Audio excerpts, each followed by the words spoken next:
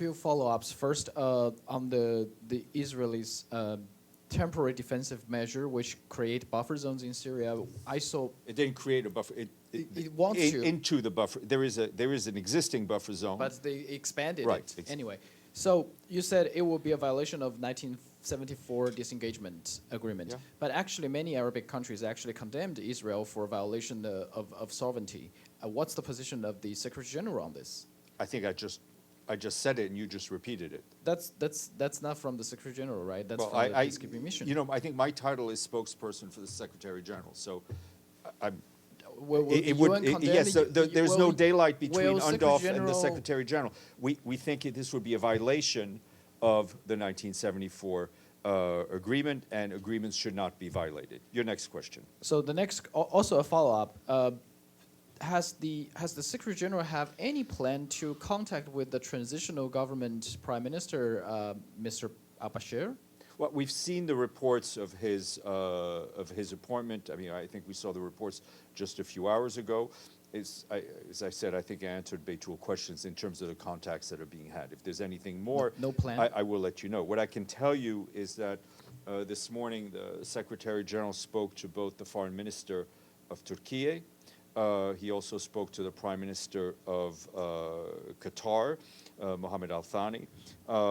They had, two separate phone calls, right? But basically, with both those phone calls, Secretary General had conversations about the future of Syria, with the common objective of rebuilding Syria's institutions that are inclusive, that protect the rights of minorities, and the progressive restoration of Syria's territorial integrity.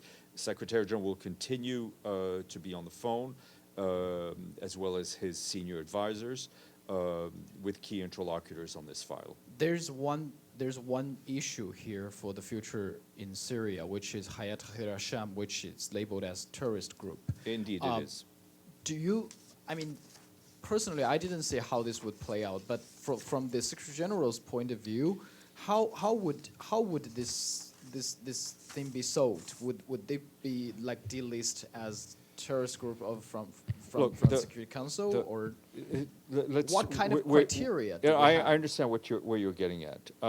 Security Council will take whatever decisions Security Council makes. We have to deal with the immediate in the reality now.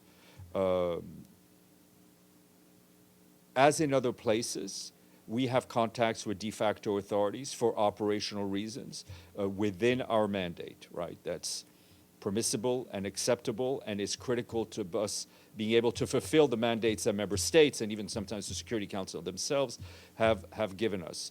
In terms of the longer term, they will need to be a rebuilding, as I said, of these Syrian institutions, so the Syrian people can choose their own leaders and can choose their own government, and can live in a place where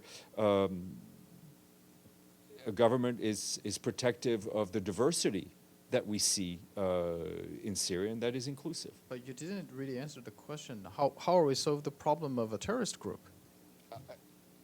I think I've answered the question to the best of my ability. The listing, the delisting, that's up to Security Council members. I think we're all eager to know what the future holds, but I think we have to take things one day at a time while keeping certain objectives, as I've just laid them out, as our goals.